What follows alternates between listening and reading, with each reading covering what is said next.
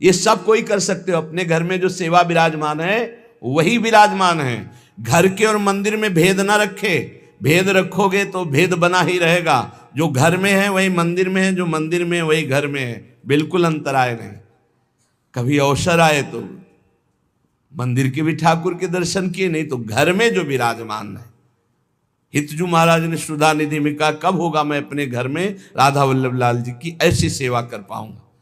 तांबूल अर्पण, कोई चवन डुला रहा है, को मुकुट रचि धरे। धन्य है इन सखियों के कर कमलों को जो कलियों से पुष्पों से श्री लाडली लाल के मुकुट चंद्रिका तैयार करते हैं।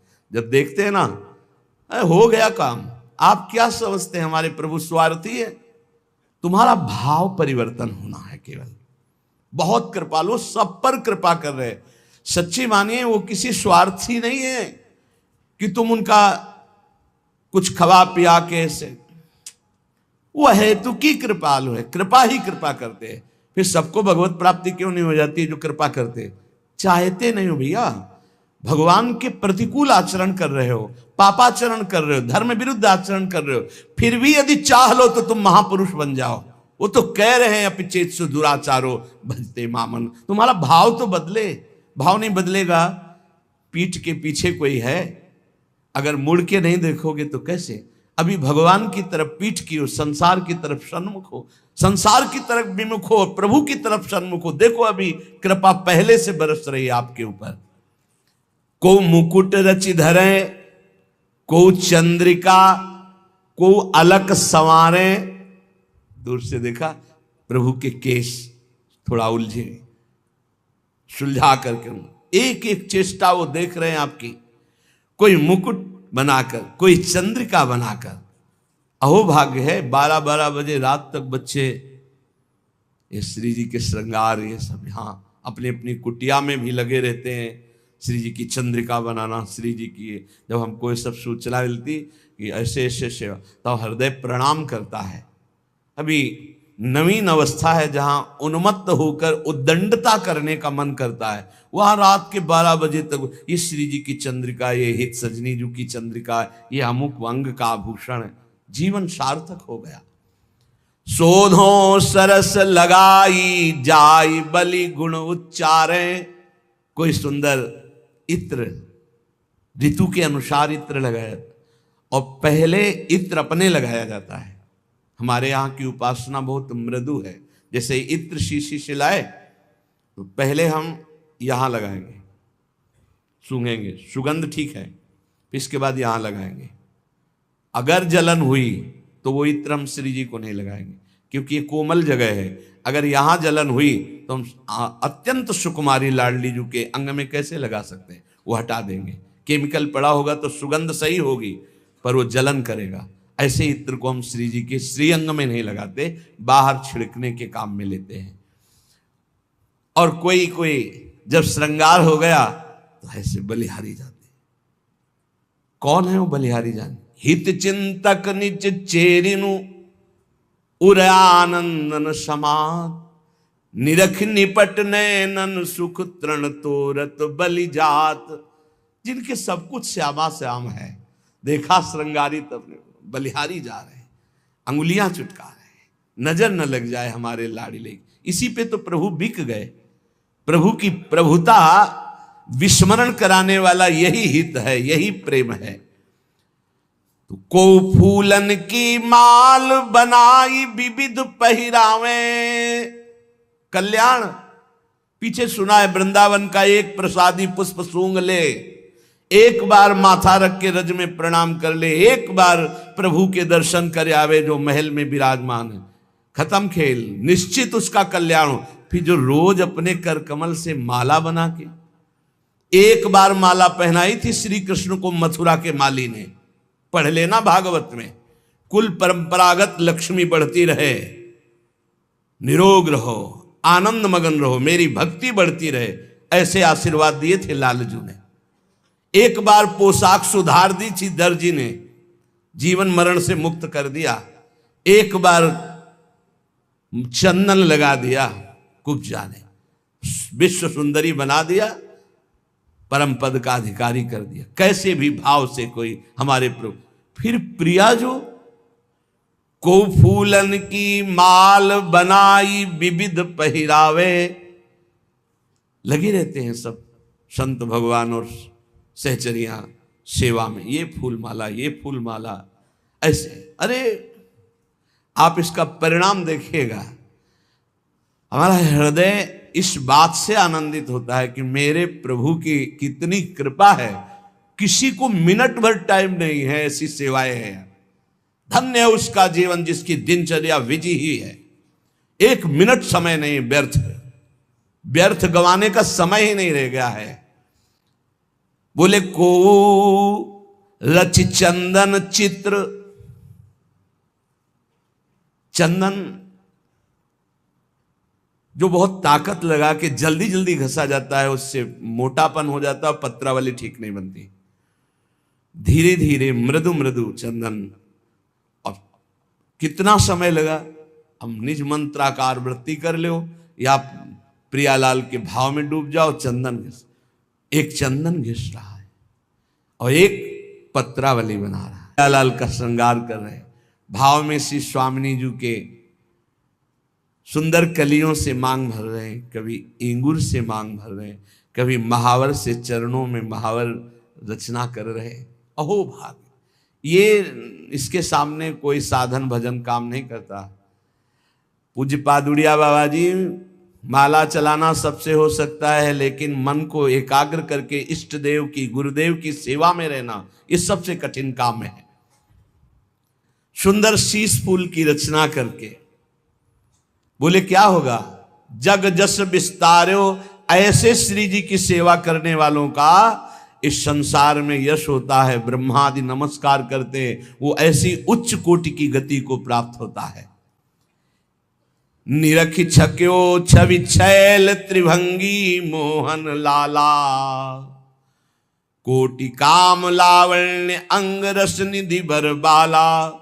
जब लालजू ने देखा इसने हमारी प्रियाजू का, प्राणेश्वरी का श्रृंगार किया, सब न्यायाधीश लालजू महाराज ही है, सब कर्म बंधन छिन्न भिन्न और महाप्रेम सुख को प्राप्त करता है। इसीलिए आप सब वृंदावन के कृपा पात्र जन हैं। अपने घर में जो राधा नाम विराजमान है, जो राधा वल्लभ जी की छवि है, जो गुरुदेव की छवि है, ये साक्षात मान करके इनको दुलार कीजिए। कोई देखे ना देखे, छोटा सा चंवर ले ली, ना चंवर हो एक कपड़ा बांध लीजिए, समझ रहे, कपड़े से आप वो तो केवल भाव देख रहे हैं, भाव देख रहे हैं। मान लो चंवर लाने के पैसे नहीं आपके पास, इत्र लाने के पैसे नहीं, आप भाव में ऐसे कीजिए। बहुत सुंदर इत्र केवड़े का डाला, भारी सुगंध, बहुत शीतल, और हम श्री जी के लगा रहे हैं। कुछ नहीं है, ना रुई है ना इत्र है, और इत्र लग गया, श्री जी प्राप्त। भाव भाव भावोत्सवेन भजताम रस कामधेनु। एक बार एक कोई स्वामी श्री हरिदास जी की महिमा सुनी तो दर्शन करने के लिए सोचा, वो बड़ा व्यापारी था। तो आज के 500 वर्ष पहले 1 लाख रुपए की कितनी महिमा थी, 1 लाख रुपया 500 वर्ष पहले 1 लाख रुपए का इत्र लेके आया। पता लगाया तो स्वामी जी यमुना के पावन पुलिन पर बैठे, आंख मूंदे, गया दंडवत किया। स्वामी जी महाराज एक ये इत्र लाए हैं बिहारी जी की सेवा के लिए, 1 लाख मुद्रा लगा के। स्वामी जी का ला, आंख खोल के देखा भी नहीं, लिया, ढक्कन खुला उसका, ऐसे रेत में मारा ऐसे, और ताली बजा कर ऐसे। बड़ा दुख हुआ उसको, 1 लाख का इत्र लाए और रेत में फेंक दिया। फिर स्वामी जी बाह्य दशा को प्राप्त हुए, जब देखा उसकी तरफ, वो विकल, मेरी सेवा स्वीकार नहीं हुई, फेंक दिया गया। उनका जा निधिवन में बिहारी जी के दर्शन करो, जाके जाओ। जे ही निधिवन राज के प्रधान द्वार पर गया तो वही इत्र की सुगंध, और जब बिहारी जी पे गए तो बिहारी जी के पूरे सब वस्त्र भीजे हुए थे उसी इत्र से। इत्र डाला रेत में और भींजे हुए बिहारी जी थे। अब वो तो दौड़ा दौड़ा आया स्वामी जी के चरणों, स्वामी जी ऐसा आप ताली बजा के हंस रहे थे, कृपा करके बताइए। अब हमारा संशय दूर हुआ कि इत्र तो बिहारी, पर प्रभु उस समय, तो उनका उस समय प्रियालाल होली खेल रहे थे, तो लाल जो पिचकारी तक तक करके प्रियाजू के श्रीअंगों में मार रहे थे। इतने में तुमने इत्र दिया तो पूरी इत्र की बिहारी जी के, तो भाई इतने में विजय हो गई हमारी लाडली जी की। बिहारी जी पूरे तर्ण थे इत्र से। भाव की वस्तु तत्काल पहुंचती है, वस्तु हो ना हो, भाव कर लो तो पहुंच जाएगी। पूज्य श्री रघुनाथ दास गोस्वामी जी राधा कुंड निवासी, शरीर अस्वस्थ हुआ।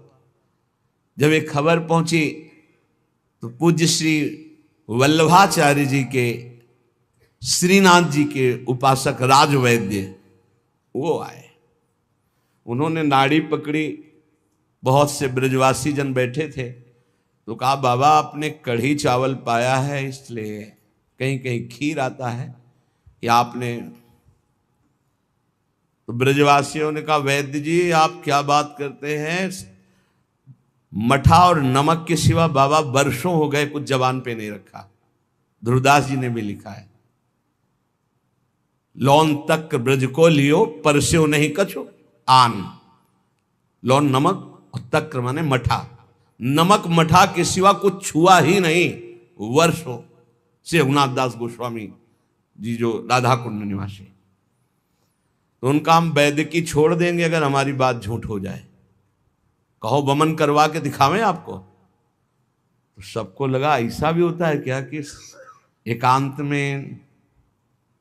तब हंस करके पूज्य रघुनाथ दास गोस्वामी ने कहा कि देखो जहां का हमने प्रसाद पाया तुम वहां के पहुंच वाले वैद्य हो, इनको बताओ सबको, नहीं तो संशय हो जाएगा। तब उन्होंने कहा इन्होंने भाव में भोग लगाया था और भाव में ही प्रसाद पाया था, प्रगट तन में उसका प्रभाव था। वो कह रहे थे हम वमन करवा के दिखा दें, वही निकलेगा जो इन्होंने भाव में पाया। बड़ा प्रभाव भाव का है। एक बार एक कंजूस आदमी किसी संत भगवान से मिले और कहा बिना पैसे के भगवान मिल जाए ऐसा बताओ, बिना, बिल्कुल एक पैसा ना लगे। तो उन्होंने कहा कि भगवान तो सेवा से बहुत जल्दी रीझते हैं, तुम कहते हो पैसा ना लगे, तो तुम मानसिक सेवा किया करो, भावना करो कि गोपाल जी सामने हैं, आप उनको अमुक अमुक पदार्थ पवा रहे हैं, ऐसा ऐसा ऐसा कर रहे हैं। हाँ बोले बिल्कुल, इसमें तो हम राजी, पैसा नहीं लगना चाहिए। बोले एक पैसा नहीं लगेगा और भगवान की प्राप्ति हो जाएगी। तो बोले हम तो गोपाल जी कैसे ध्यान में आएंगे। बोले गोपाल जी की जो छवि है ना श्री विग्रह, वैसे ही ध्यान करो, तुम वैसे ही आप भाव करो। 1 वर्ष वैसे करते हो गया, भाव में उसने चीनी डबल डाल दिया, तो वो बड़ा क्लेशित हुआ, क्योंकि कंजूस आदमी कि चीनी ज्यादा क्यों गिर गई। तो गोपाल जी ने एक थप्पड़ मारा, भाव में भी पैसा लगता है तेरा कंजूस का। वो आया दौड़ा दौड़ा और अपने गुरुदेव से कहा कि एक थप्पड़ ठाकुर जी ने मारा। अरे बोले तेरा तो सिद्ध हो गया, भावना तेरी सिद्ध हो गई।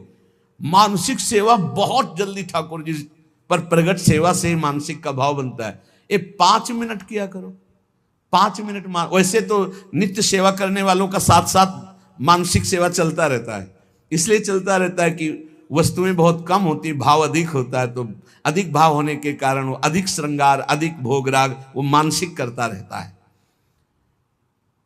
बड़े भाग्य हैं, हम आपको प्रार्थना करते हुए ये जरूर आज्ञा समझ लीजिए या निवेदन, 5 मिनट मानसिक सेवा करना शुरू कर दो। और कोई अगर भावना में प्रभु चिदानंद नहीं आ रहे तो अपने ठाकुर घर के जो विराजमान है वैसे ही भावना करो। उनको तो देख रहे हो ना, छवि रूप में प्रभु हैं, आप उनको इत्र लगा रहे हैं, आप भोग लगा रहे हैं, आप उनको पान बीड़ी पवा रहे हैं, आप उनकी आरती कर रहे हैं, फिर 4 परिक्रमा कर रहे हैं, फिर दंडवत कर रहे हैं, फिर नाच रहे हैं, और बैठे बैठे सब हो गया। और ये सब परम सत्य फल देने वाला होगा। भाई वृंदावन जो आ गया उसे अब किसी तीर्थ जाने की जरूरत नहीं है। क्यों? बोले यहां के कुंड, यहां के जितने भी जल स्थान है, इनकी बराबरी त्रिभुवन में कोई भी तीर्थ नहीं कर सकता। क्योंकि राधा कृष्णांग रागांचित मधुर जला, प्रिया प्रीतम के श्री चरण धोवन, प्रिया प्रीतम के श्री अंग राग से इनमें प्रिया प्रीतम केली करते हैं, मानसरोवर राधा कुंड में, ये सब दिव्य जल है। ये केवल माया के कारण ऐसा कर दिया गया है कि जल्दी कोई पी न पावे, जल्दी किसी का स्नान का मन न हो। और अगर स्नान करता है, आचमन करता है, आराधना करता है, अब उसे किसी तीर्थ जाने की जरूरत नहीं है। यहाँ के जो दिव्य सरोवर हैं, यहाँ का जो कुएं का जल है, यहाँ की जो पुष्करणी है, उनकी समानता त्रिभुवन में कोई नहीं कर सकता। और गिरिराज महाराज और बरसाने के पर्वत, नंदगांव के पर्वत, इनकी सुमेरु पर्वत भी समानता नहीं कर सकता। ये सबसे भगवान ने कर कमल में धारण किया।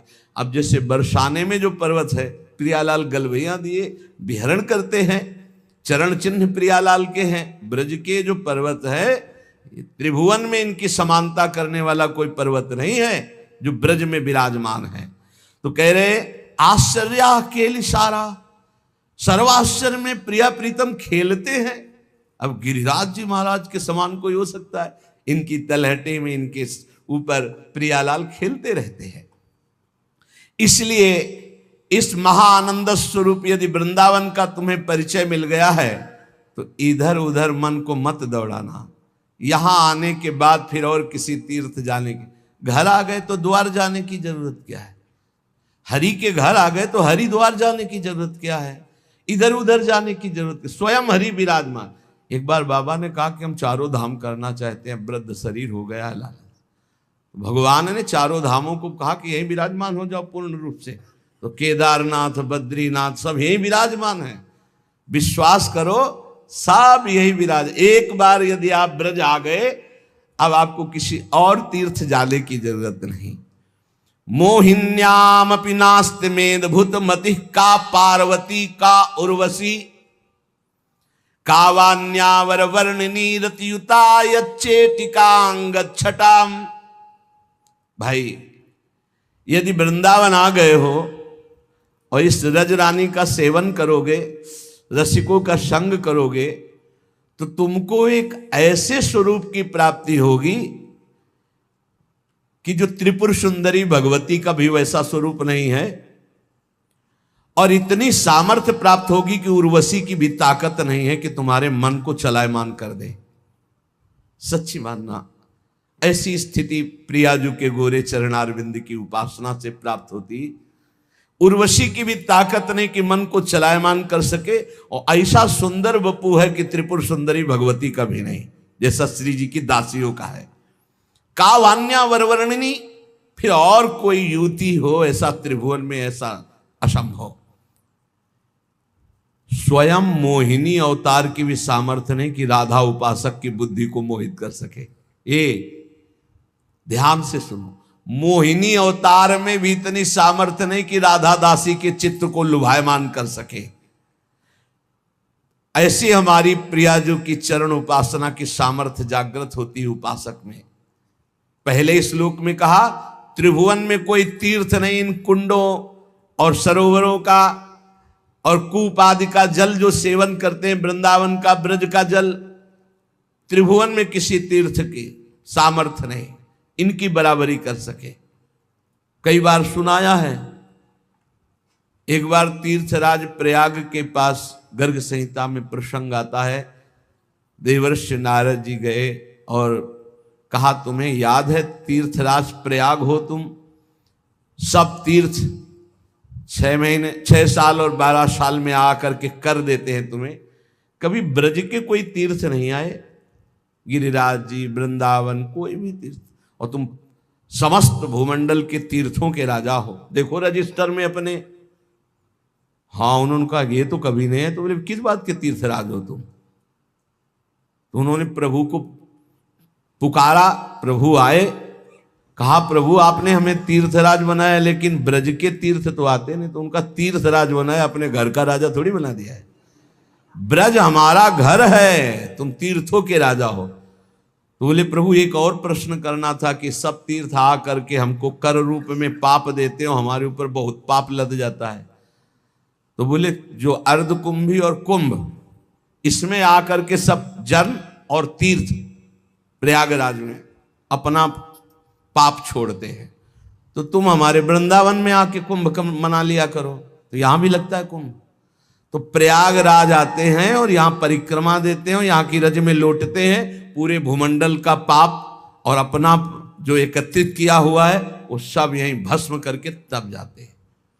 आप विचार करके देखिए, तीर्थराज प्रयाग भी जहां पावन होने के लिए आते हैं, कुंभ लगता है हमारे वृंदावन में।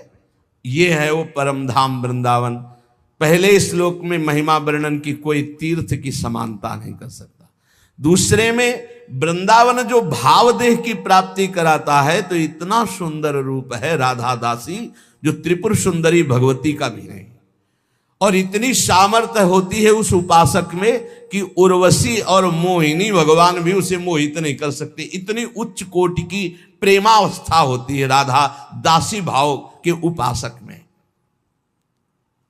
पर सही संग मिल जाए रसिकों का और सही मन से उपासना प्रारंभ हो जाए धाम की, तो बहुत जल्दी प्राप्ति। श्री भगवत ऋषि जी महाराज कहते कि भगवत जन चकरी कियो सुरत समाई डोर। ध्यान दें, भगवान का जो जन है या प्रियालाल का जो जन है, उसकी सामर्थ्य क्या है? सुरत समाई डोर, प्रियालाल की स्मृति में डूब गया। ये बहुत बड़ी बात है। यहीं से भावदेह की प्राप्ति होती है। स्मरण हर समय। मान लो जिस समय आप स्मरण रहे तो बहुत बड़ी हानि है। हानि हरिवंश के नाम अंतर पड़े। अभी समझ में नहीं आ रहा है क्योंकि प्रमाद स्थिति है। नहीं, एक क्षण विस्मरण होने पर भारी अशांति पैदा हो जाए। भगवत जन चकरी कियो सुरत समाई डोर, जो सदैव प्रिया प्रीतम के चिंतन में रहते हैं, तो प्रिया प्रीतम उसे अपने हाथ का खिलौना बना लेते हैं। सूरत डोर में वो डूबा हुआ है, प्रिया प्रीतम उस अपने हाथ का खिलौना बनाकर रात दिन उससे वैसे ही खेल कराते हैं जिससे महामंगल जगत का होता है, जिससे प्रियालाल के प्रेम रस में वो डूबता है। अब वो स्वयं करता नहीं रहा क्योंकि उसकी सूरत, उसकी स्मृति प्रियालाल में, तो पूरा भार प्रियालाल उसका ले लिए। इसलिए संतों के वचन हैं, जो तुम्हें उद्विग्न करे, जो तुम्हारी निंदा करे, जो तुम्हारा अपमान करे, उसे सह जाओ तो अमृत में स्नान करोगे, अमृत में डूबोगे। नाम जप करो, इन बातों से कभी डरना नहीं कि कोई तुम्हारा अपमान कर रहा है, कोई निंदा कर रहा है। कोई एक संत भगवान बहुत अच्छे उपासक, उनका विक्षेप सहन नहीं होता। विक्षेप होता क्या है? विक्षेप आपकी मान्यता होती। देखो इसमें अगर आप ये संत वाणी सुन रहे हो तो आपको अपमान विक्षेप लगेगा, आपको निंदा विक्षेप लगेगा, आपको प्रतिकूलता विक्षेप लगेगा, आपको तिरस्कार विक्षेप। अरे ये अमृत है, ये अमृत है। इसी को पान करके संत मत वाले बन जाते हैं। जब कभी ऐसा अवसर आवे तो बुरा मत मानना, अमृत पान करा रहा है जो तुम्हारी निंदा कर रहा है, तुम्हारा अपमान कर रहा है, तुम्हारा तिरस्कार कर रहा है। बड़ा कृपालु, भगवत प्राप्ति का योग बना रहा है। सच्ची मानना। इसलिए सत्संग की बातों का मनन करो।